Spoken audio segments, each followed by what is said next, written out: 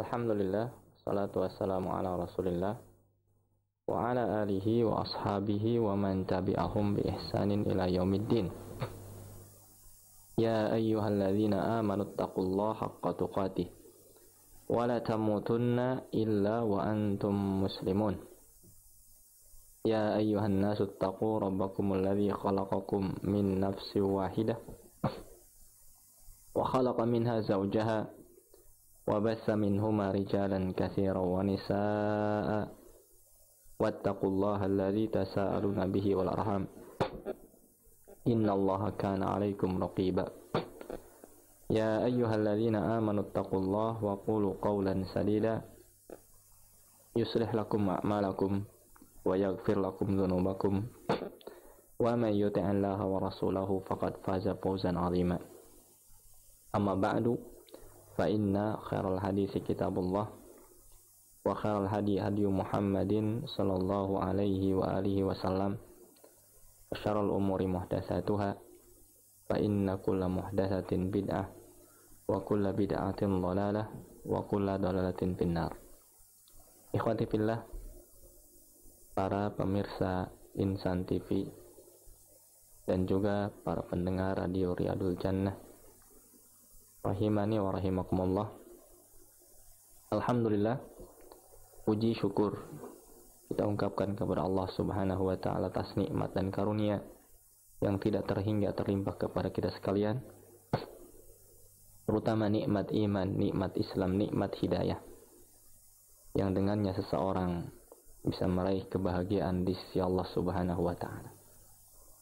Watifillah, di kesempatan sore ini kita masih bersama An-Nabiyul Karim Sallallahu Alaihi Wasallam Mu'alliman, bersama Rasulullah sebagai pendidik yang agung, pengajar yang paling luar biasa, yang menjadi petunjuk dan suri tauladan serta qudwah bagi kita sekalian setiap zaman, setiap tempat. Kita akan membicarakan satu tema, yaitu as-sukut amma la ya'lam. Bagaimana keadaan Rasul kita sallallahu alaihi wasallam? Beliau diam dari sesuatu yang tidak diketahui. Ketika tidak mengetahui sesuatu, beliau tidak memaksakan untuk menjawabnya. Beliau tidak memberatkan diri untuk mengemukakan jawabannya. As-sukut amma la ya'lam. Berhenti dan diam dari menjawab sesuatu yang tidak diketahui. Ini diantara qudwah Rasulullah SAW kepada umatnya.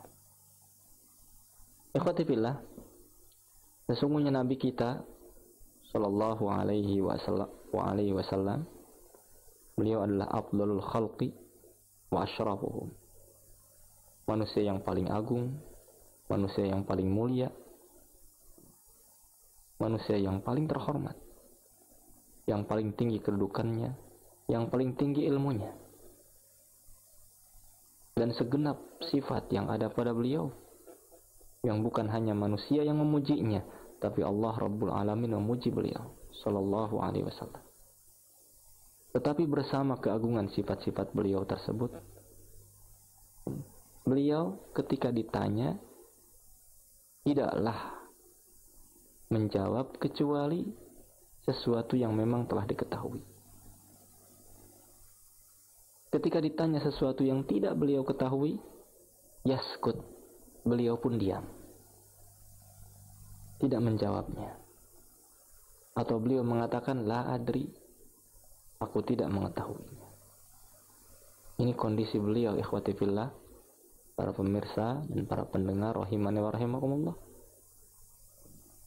Seorang manusia yang paling agung, paling bertakwa dengan segenap sifat yang mulia yang ada pada beliau, bersama itu tidak menjadikan satu hal yang rendah, tidak menjadikan berkurang keutamaannya. Ketika ditanyakan sesuatu, beliau diam, atau beliau mengatakan aku tidak tahu ketika tidak mengetahui perkara tersebut. Hal ini kita bisa saksikan dalam beberapa kejadian. Di antaranya ketika beliau sallallahu alaihi wasallam terdiam, tidak menjawab pertanyaan dari Yahudi tentang ruh, sebagaimana diriwayatkan oleh Imam Bukhari dari Abdullah qala bainama ana ma'an Nabi sallallahu alaihi wa alihi wasallam, ketika aku bersama Nabi sallallahu alaihi wasallam fi harsin, dalam satu tempat, wa huwa muttaqiun ala asibin, dan beliau bersandar di satu tongkat yang terbuat dari pelepah kurma. Idz marra bil yahud, tiba-tiba lewat orang-orang Yahudi. Faqala ba'duhum li ba'din, maka berkata orang Yahudi kepada sesama mereka, saluhu anir ruh, tanya pada dia tentang ruh. Faqala, kemudian dijawab oleh sebagian yang lain, ma rabakum ilaih, apa yang meragukanmu tentang ruh?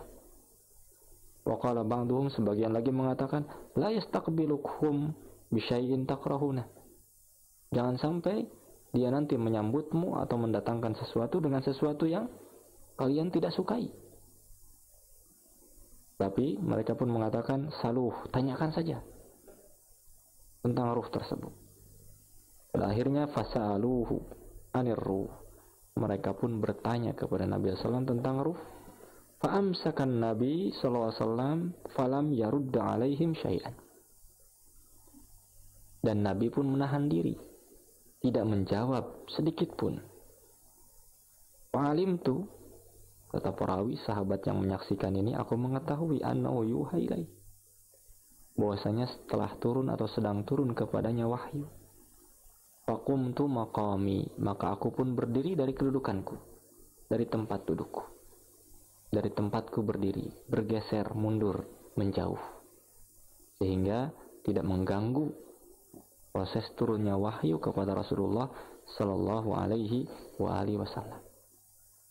Falamma nazala, ketika telah turun wahyu tersebut, qala, maka Rasul mengatakan, mengutip firman Allah Subhanahu wa taala yang turun kepadanya, wa yas'alunaka 'anir ruh qulir ruhu min amri rabbi wa ma utitum minal ilmi illa qalila.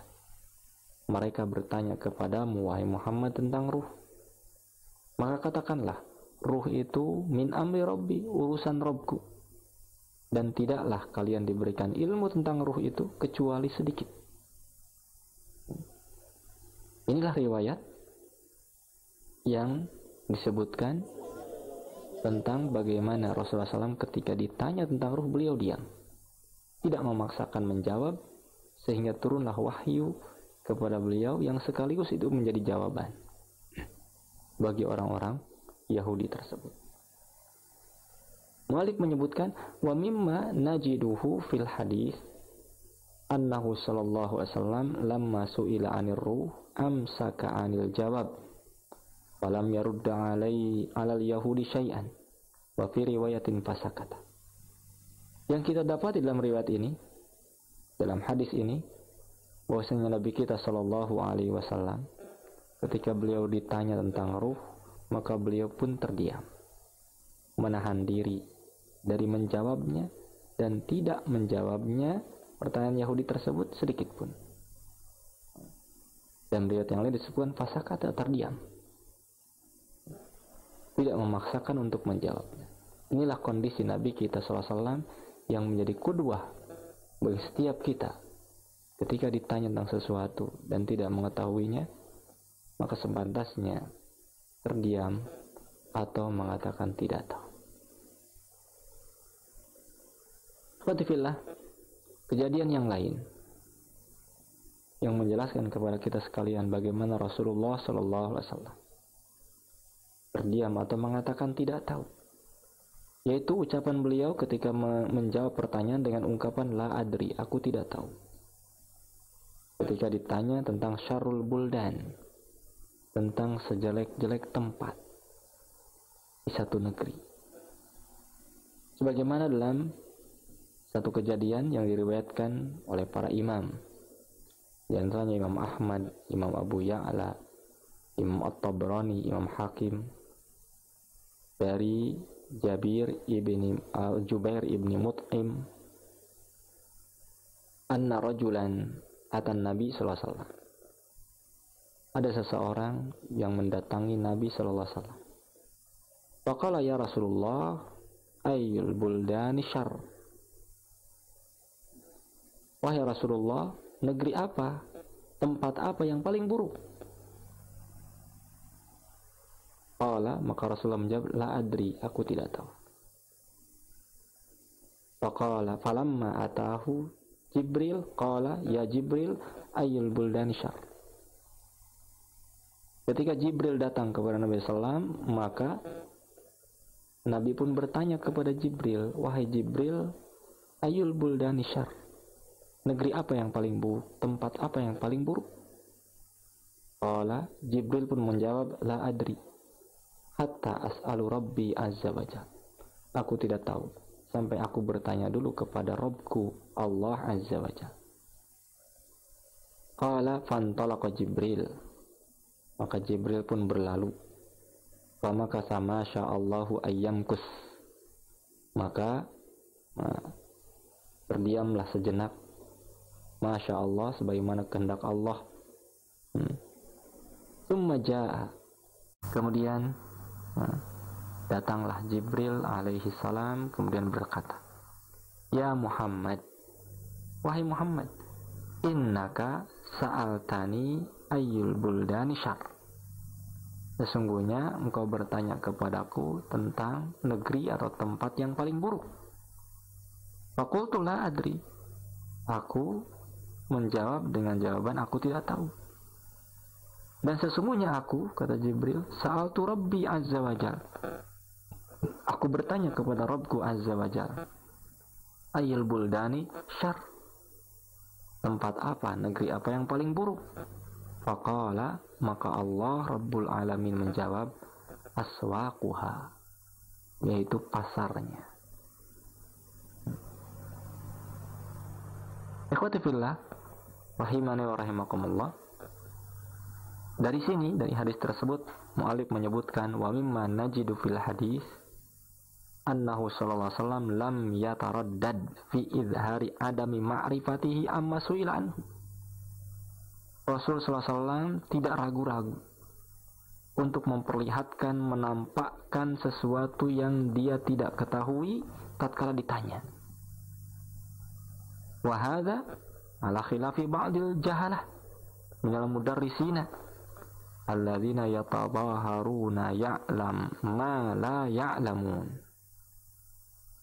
Dan ini tentu sangat bertabrakan dengan kondisi sebagian orang-orang yang tidak mengetahui atau bodoh dari kalangan para pengajar, para dai, yang mereka menampakkan ilmu ma la ya'lamun, sesuatu yang tidak mereka ketahui. La ja'alanallahu ta'ala minhum. Semoga Allah tidak menjadikan kita sekalian seperti mereka. Wa ja'alana jami'an ala sirati nabiyyinal karim salawatu rabbi wa salamuhu alaihi. Dan semoga Allah menjadikan kita sekalian di atas jalan Nabi kita yang mulia. Semoga salawat dan salam terlimpah kepada beliau. Innahu jawadun karim. Semuanya Allah subhanahu wa ta'ala Maha pemberi dan Maha karim. Ini diantara kisah yang menjelaskan kepada kita sekalian tentang bagaimana keadaan Rasul kita Muhammad sallallahu alaihi wasallam tentang ditanya sesuatu yang sederhana, ayyul buldani syarr? Negeri apa, tempat apa yang paling buruk? Ternyata beliau terdiam. Bahkan beliau bertanya kepada Jibril. Sekelas Jibril, ikhwati fillah, ketika tidak mengetahui tentang perkara tersebut, maka Jibril pun bertanya kepada Rasulullah, kepada Allah subhanahu wa ta'ala, menyatakan tidak mengetahuinya, menyebutkan tidak tahu. Maka tentu kita beristighfar kepada Allah subhanahu wa ta'ala, atau kita bercermin dari kisah ini, kemudian melihat keadaan kita, yang seolah-olah mengetahui setiap apa yang ada. Maka tidaklah ada pertanyaan kecuali dijawab dengan jawaban, walaupun tidak mengetahui memaksakan diri untuk menjawabnya. Semoga Allah mengampuni dosa-dosa kita sekalian. Dan kedua kita, Rasul kita SAW, bahkan Jibril alaihi salam, ternyata luput darinya ilmu, tidak mengetahui sesuatu. Dan ini tidak menjadikan kedudukan mereka menjadi rendah, menjadi hina karena tidak tahu sesuatu, tetapi bertambah mulia dengan menampakkan ketidaktahuannya dan tidak memaksakan dari menjawab. Inilah manhaj yang sungguh luar biasa, keadaan pengajaran Rasulullah SAW yang sungguh agung, karena tidak ada manusia yang sempurna. Bahkan ada yang tidak diketahui, walaupun kelasnya Nabi, walaupun kelasnya Jibril alaihi salam, apalagi kita sekalian. Ikhwatifillah, di antara kejadian yang lain, yaitu yang menunjukkan bahwasanya Nabi SAW terdiam dari menjawab sesuatu pertanyaan yang datang dari sahabat-sahabatnya, yaitu diamnya Nabi SAW atas pertanyaan seseorang yang masuk kepadanya tentang umroh, sementara di jubahnya, di pakaian orang tersebut, mutayyabah, terdapat bekas-bekas minyak wangi, sebagaimana diriwayatkan oleh Imam Muslim dari Safwan ibni Ya'la dari bapaknya radhiyallahu taala anhu, qala kunna ma'a Rasulillah sallallahu alaihi wasallam, kami bersama Rasulullah SAW. Fatahu rajulun alaihi jubbatun biha atharun min khaluqin. Tiba-tiba datang seseorang yang orang tersebut memakai jubah yang memiliki asar, memiliki bekas khaluq, yaitu sejenis minyak wangi. Faqala, kemudian dia bertanya, ya Rasulullah, inni ahramtu bi umratin fa kaifa af'al. Wahai Rasulullah, aku telah berihram untuk melakukan umrah. Apa yang harus aku kerjakan? Fasakata anhu falam yarji ilaih. Kemudian Rasul terdiam dan tidak menjawab pertanyaan tersebut. Wa kana Umar radhiyallahu ta'ala anhu yasturuhu idza anzala alaihi al-wahyu yudhilluhu. Dan Umar bin Khattab, di antara kebiasaan beliau, kata perawi ini, yaitu Umar senantiasa menutupi Nabi SAW, menyelimuti Nabi SAW kalau turun kepadanya wahyu, seraya menaungi, memberikan naungan. Faqultu li Umar, aku, kata perawi hadis ini, bertanya kepada Umar, berkata kepada Umar, inni uhibbu idza unzila alaihi alwahyu an adkhula ra'si ma'ahu fi thawb. Aku ingin ketika turun wahyu kepada Nabi SAW, aku ingin memasukkan kepalaku ke dalam baju tersebut, ke dalam kain tersebut, dan ingin melihat Rasulullah SAW ketika turun kepadanya wahyu. Falamma unzila alaihi wahyu, ketika turun wahyu kepadanya, khammarahu, maka Umar menutupinya, menyelimuti Rasulullah SAW dengan kain. Faji'tuhu, maka aku pun mendatanginya, mendekatinya. Fa'adkhaltu ra'si ma'ahu fi thawb, maka aku pun memasukkan kepalaku ke dalam kain tersebut. Fanadhartu ilaihi, dan aku memperhatikan dan melihat Rasulullah sallallahu alaihi wasallam yang sedang turun kepadanya wahyu di balik kain yang diselimuti oleh Umar bin Khattab radhiyallahu taala. Falamma surya, ketika telah selesai setelah siuman Rasulullah SAW telah menerima wahyu, qala, maka beliau bertanya, aina sa'il anifan anil umrah, mana yang tadi bertanya tentang umrah? Faqama ilaihi rajul, maka laki-laki itu pun berdiri. Faqala, kemudian Nabi menjawab, inzi anka jubbatak waghsil atharal khaluq alladhi bika waf'al fi umratika ma kunta fa'ilan fi hajjika. Kata beliau, inzi, lepaskan jubahmu, kemudian mandi atau kemudian cucilah bekas minyak wangi yang ada di jubahmu tersebut. Kemudian berbuatlah dalam umrahmu seperti yang kau perbuat dalam hajimu. Ini bimbingan Rasulullah SAW setelah mendapatkan wahyu dari Allah Subhanahu wa Ta'ala. Yang kita dapati di sini, mu'allif menyebutkan wa mimman najidu fil hadis, yang kita dapatkan dalam hadis yang agung ini, annahu SAW lam yaruddal jawab. Beliau SAW tidak menjawab pertanyaan, bahkan beliau diam. Sehingga ukhbira bil wahyi anil jawab, datanglah berita, kabar dari wahyu tentang jawaban dari pertanyaan tersebut. Setelah itu fastal asail, baru beliau memanggil orang yang bertanya, fa'ajaba an su'alihi, dan menjawab pertanyaannya.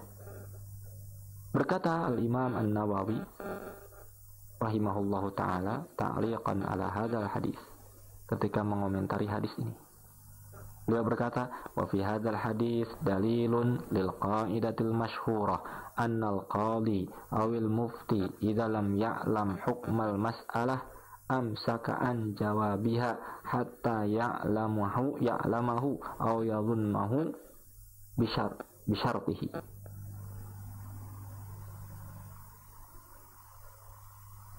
Yang Nawawi mengomentari hadis ini, beliau mengatakan, dalam hadis ini terdapat dalil untuk kaidah yang masyhur, kaidah yang terkenal, bahwasanya qadhi atau mufti, seorang hakim, jika dia tidak mengetahui hukum satu masalah, hendaknya dia menahan diri dari menjawabnya sampai dia mengetahuinya, atau dia mengetahui secara zon dan dia menganggap telah mendapatkan jawabannya. Kalau sudah seperti itu baru menjawab. Nah, disinilah qudwah kita dari pendidik yang agung Rasul kita Muhammad sallallahu alaihi wasallam. Beliau ditanyakan kepadanya tentang umrah seseorang yang di pakaiannya terdapat asar minyak wangi. Maka kemudian Rasul terdiam menunggu wahyu. Inilah keadaan Rasul kita Muhammad sallallahu alaihi wasallam. Ikhwati fillah rahimani wa rahimakumullah. Di antara kejadian yang lain, as-sukut an su'alin hatta nazalat ayatul miras. Beliau terdiam dari satu pertanyaan sehingga turun ayat tentang warisan. Sebagaimana Syaikhan Imam Bukhari dan Imam Muslim meriwayatkan dari sahabat Jabir ibni Abdullah radhiyallahu taala anhuma, yaqulu, dia berkata, mariltu faja'ani Rasulullah SAW ya'uduni wa Abu Bakar wa huma masyiyani. Aku sakit dan datang kepadaku menjengukku Rasulullah SAW disertai Abu Bakar As-Siddiq, dan keduanya masyian, keduanya berjalan. Fa'atani, kemudian beliau mendatangiku, waqad ugmiya alayya, telah menimpa kepadaku pingsan, tidak sadarkan diri. Fatawadda'a Rasulullah SAW summa subba wudu'ahu alayya. Kemudian Rasulullah berwudu, kemudian air wudunya itu, bekas wudunya disiramkan kepadaku. Fa'afaqtu, kemudian aku pun tersadar. Faqultu, kemudian aku bertanya, ya Rasulullah, wa rubbama qala Sufyan. Aku pun berkata, wahai Rasulullah. Atau aku berkata, ai Rasulullah, wahai Rasulullah, kaifa aqdi fi mali, bagaimana aku menetapkan tentang hartaku, berbuat dengan hartaku, memutuskan tentang harta yang aku miliki. Kaifa asnau fi mali, apa yang harus aku perbuat dengan hartaku pada kondisi seperti itu. Qala fama ajabani bisyai'in. Rasulullah tidak menjawab sedikit pun pertanyaanku. Hatta nazalat ayatul miras, sehingga turunlah ayat tentang warisan. Nah, ini dalam hadis ini ikhwati fillah, bagaimana Rasulullah tidak menjawab pertanyaan dari Jabir sedikit pun, sehingga turun kepadanya wahyu. Maka tarajjama alaihi al-Imam al-Bukhari biqaulihi. Imam al-Bukhari rahimahullahu ta'ala, beliau membuat satu tarjamah judul bab jika menukil hadis ini, menyebutkan bab makanan Nabi SAW yus'alu mimma lam yanzil alaihi al-wahyu fayaqulu la adri aw lam yujib hatta yanzila alaihi al-wahyu wa lam yaqul bi ra'yi wala qiyas bi ra'yin wala qiyasin liqaulihi ta'ala bima arakallah.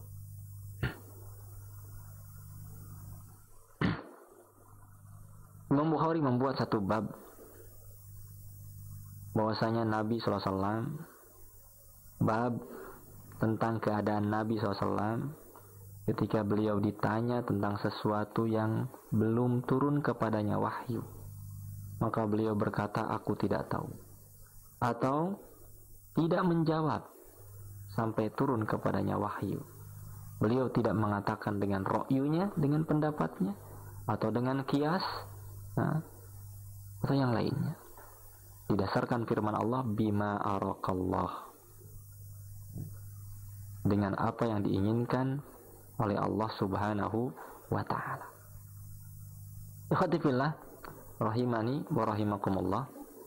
Tentang hadis ini, Al-Hafidh Ibnu Hajar dalam syarahnya menyebutkan, dalam syarah tentang tarjamah hadis ini, beliau menyebutkan, ay kana lahu idza su'ila an syai' alladhi lam yuha ilaihi fihi halan.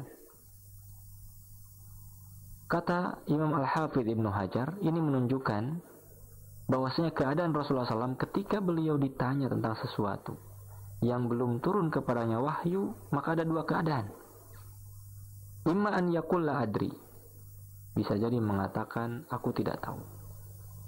Wa imma an yaskut, atau diam. Hatta ya'tihi bayanu zalika bil wahyi, sehingga datang penjelasannya dari wahyu. Wal muradu bil wahyi a'am, dan yang dimaksud dengan wahyu itu umum. Minal muta'abbad bitilawatihi, baik itu yang dianggap ibadah dengan membacanya, yaitu Al-Quran. Karena wahyu berupa Al-Quran, dengan membacanya saja bernilai ibadah. Bahkan satu hurufnya bernilai 10 kebaikan dan seterusnya. Muta'abbad bil ibadah. Wa min ghairihi, atau wahyu dari jenis yang lainnya, yaitu sunnah Nabi Shallallahu Alaihi Wasallam. Seperti ketika Rasulullah SAW menjawab pertanyaan seorang laki-laki yang umroh tadi. Ini turun penjelasan dari Allah Subhanahu Wa Taala dan bukan dari Al-Quran.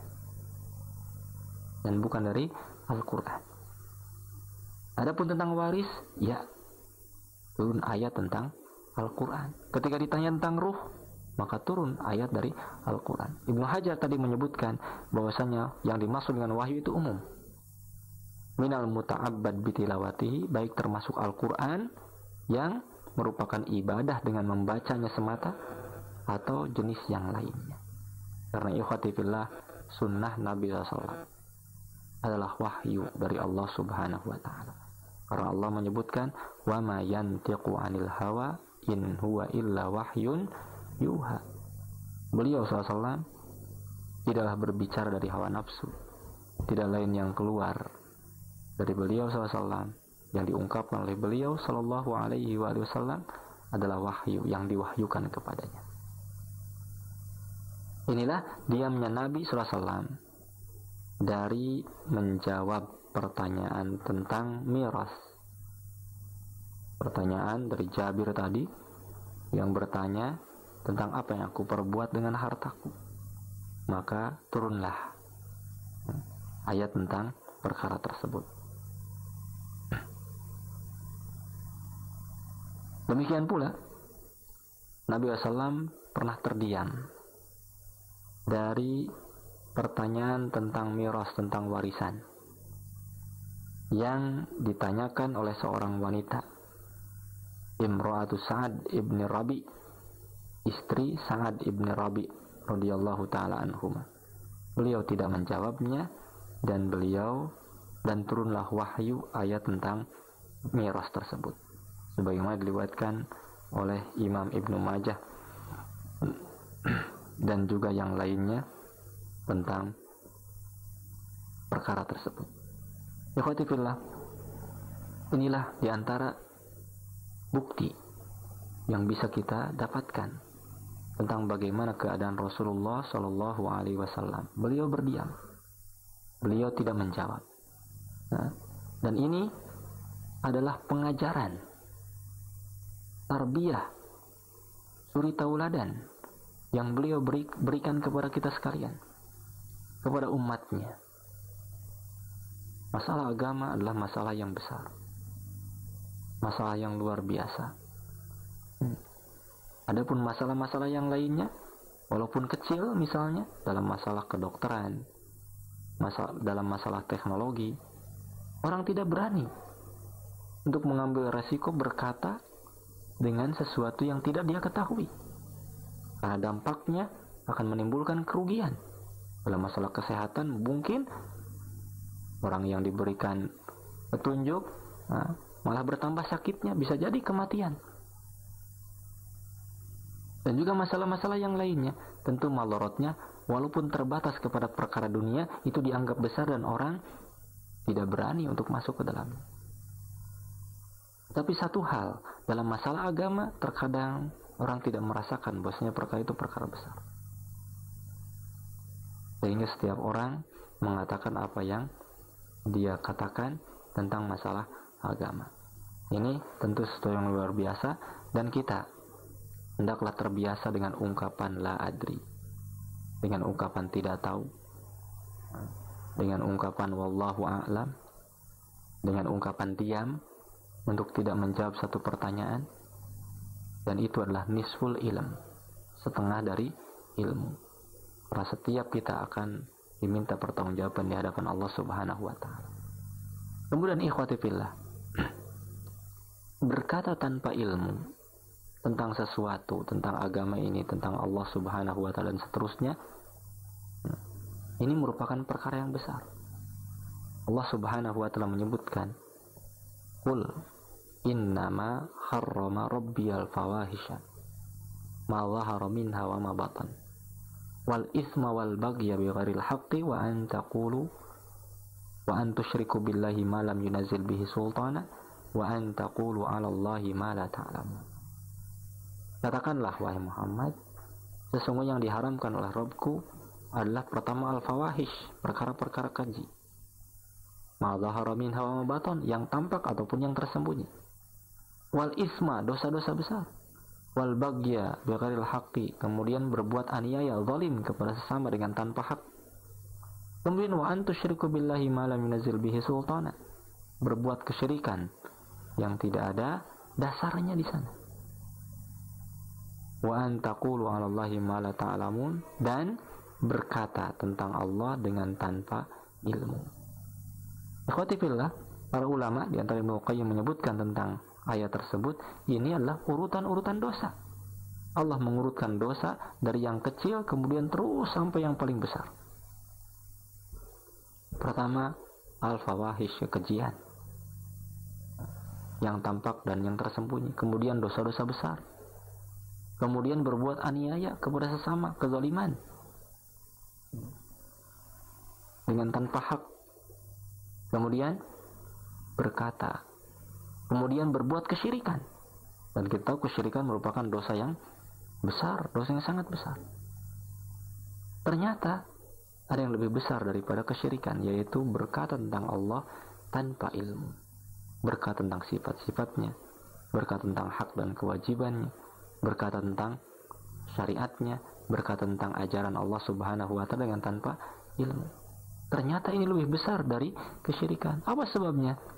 Nah, dan kita pun mengetahui bahwasanya di antara sebabnya, kesyirikan pun tidaklah terjadi kecuali karena perkataan tanpa ilmu. Kekufuran tidak terjadi kecuali karena berkata tanpa ilmu. Penyimpangan dalam agama, kebid'ahan dalam keyakinan dan seterusnya tidak terjadi kecuali tatkala berkata tanpa ilmu. Sehingga ini menjadi sebab yang besar. Maka kalau ini menjadi sebab, maka setiap kejadian kesyirikan yang terjadi, maka kepada orang yang pertama kali menyebutkannya, ini mendapatkan dosa. Terus demikian. Sehingga ikhwati fillah, maka dosa tersebut akan terus bertambah. Maka wajar sesuatu yang besar, dosa yang besar akan dia dapatkan karena berkata tentang sesuatu dengan tanpa ilmu. Ikhwati fillah, demikianlah pembahasan kita pada kesempatan ini. Semoga memberikan manfaat kepada kita sekalian. Dan saya serahkan kepada Al-Akh Ihsan. Terima kasih. Ustaz, jazakumullah khairan katsiran, khairul jaza, barakallahu fik. Kami ucapkan kepada Ustaz untuk satu materi kembali yang telah disampaikan masih dalam pembahasan kita mengenai Nabi Muhammad SAW sebagai mu'alim. Dan kami persilahkan kembali bagi para pendengar serta para pemirsa Insan TV untuk dapat mengirimkan pertanyaan Anda seputar pembahasan di sore hari ini melalui layanan pesan singkat atau SMS di nomor 0852 2022 9292. Baik, sudah ada beberapa pertanyaan yang masuk dan kami akan bacakan. Assalamualaikum warahmatullahi wabarakatuh.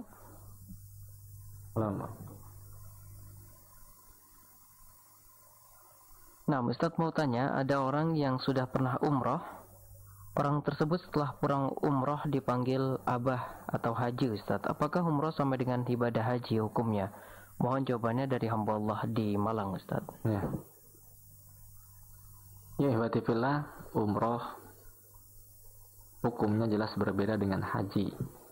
Haji merupakan satu kewajiban yang dibebankan kepada kita sekalian tatkala memiliki kemampuan untuk pergi ke sana, dan itu diwajibkan satu kali dalam seumur hidupnya.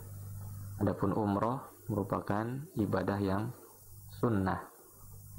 Haji waktunya jelas, adapun umroh kita bisa melakukan umroh kapan saja kita melakukannya. Dan tentu ini berbeda.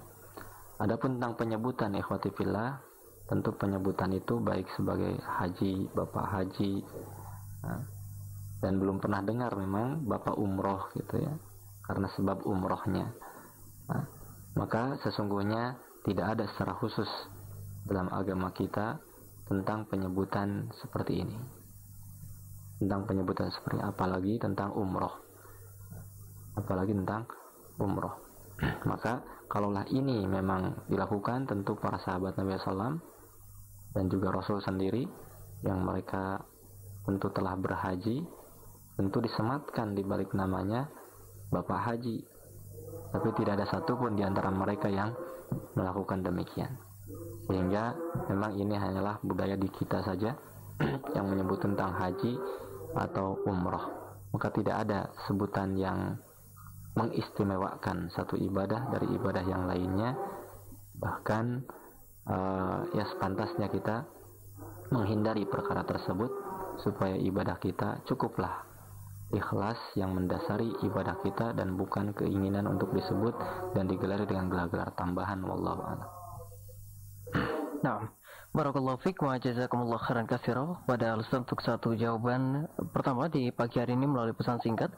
Kemudian pertanyaan selanjutnya kami akan bacakan kembali dari pesan singkat. Assalamualaikum warahmatullahi wabarakatuh. Ustadz, hikmah apa dan kenapa Nabi Muhammad SAW berselimut ketika menerima wahyu, Ustadz, dari hamba Allah di Padang? Kenapa Nabi berselimut, Ustadz, ketika berselimut? Nah, Ustadz. Nah, untuk ini wallahu a'lam. Saya tidak mengetahui hikmah secara khusus, walaupun kita mengetahui bahwasanya Nabi SAW ketika turun wahyu ini sangatlah berat, kondisi yang berat yang menimpa beliau. Beliau sampai berkeringat padahal di waktu-waktu yang sangat dingin. Kemudian beliau ditutupi oleh Umar bin Khattab radhiyallahu taala anhu. Zahirnya memang ini tidaklah terganggu dengan kondisi di luar. Sehingga kalau tadi disebutkan ada sahabat yang kumtu min maqami, aku mundur. Nah, para ulama di sana memberikan penjelasan tujuannya agar tidak memberikan yuwaswis, tidak memberikan taswis atau mengganggu proses turunnya wahyu kepada Rasulullah SAW. Dan bisa jadi wallahu a'lam, ini menjadi satu bagian dari hikmah tersebut, yaitu agar tidak terganggu dengan hal-hal yang berada di sekitarnya. Wallahu a'lam. Baik, kembali kami ucapkan jazakumullah khairan katsira khairul jaza kepada Ustaz untuk satu jawaban kembali dari pesan singkat. Kemudian pertanyaan selanjutnya, dan mungkin sebagai penutup pada jumpa di sore hari ini. Assalamualaikum warahmatullahi wabarakatuh. Assalamualaikum. Nah, Ustaz, saya mempunyai teman yang bermain atau memanggil roh perempuan, Ustaz. Kemudian perempuan itu sesukanya menyuruh teman saya kemana saja, Ustaz. Bagaimana solusinya dan agar dia sembuh, Ustaz? Dari Bapak Basari di Medan, Ustaz. Ya, ikhwati fillah. Terima kasih kepada Bapak Basari atas pertanyaannya, dan pertanyaan tersebut didasari atas kecemburuan di mana temannya ini berbuat sesuatu, memanggil perempuan dan seterusnya, kemudian membawanya kemana ia suka. Ini sesuatu yang luar biasa besar di sisi Allah Subhanahu wa taala, padahal Allah menyebutkan wala taqrabu az-zina, jangan mendekati zina, dan justru inilah pintu utama dekatnya kepada perzinahan ketika terjadi khalwat, ketika terjadi ikhtilat antara laki-laki dan perempuan. Bagaimana menyadarkannya? Tentu kita berikan ilmu kepadanya. Kalau kita punya kekuasaan, punya power untuk menghentikannya, dipersilahkan. Kalau teman tersebut memang misalnya kepada orang tuanya atau kepada para walinya yang ada di sana, untuk memberikan nasihat dan menghentikan perbuatannya.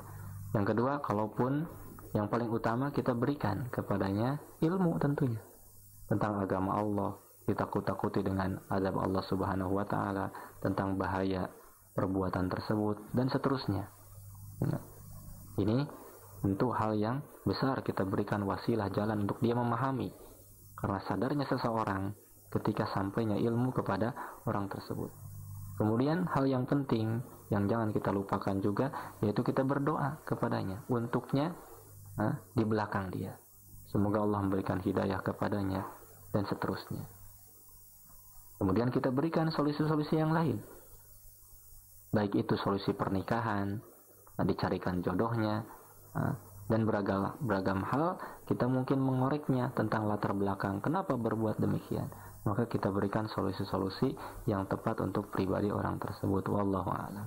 Barangkali itu jawaban dari kami, mudah-mudahan bermanfaat bagi Bapak yang di Medan. Terima kasih.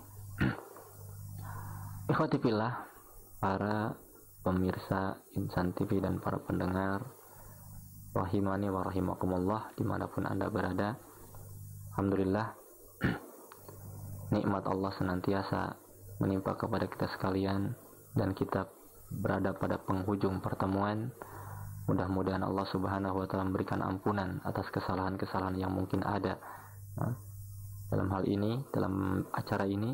Kemudian yang kedua, terima kasih, ucapan terima kasih kepada para pemirsa dan para pendengar sekalian atas perhatiannya, dan mohon maaf kami ucapkan subhanakallahumma bihamdika asyhadu an la ilaha illa anta astaghfiruka wa atubu ilaik walhamdulillahirabbil alamin. Assalamualaikum warahmatullahi wabarakatuh.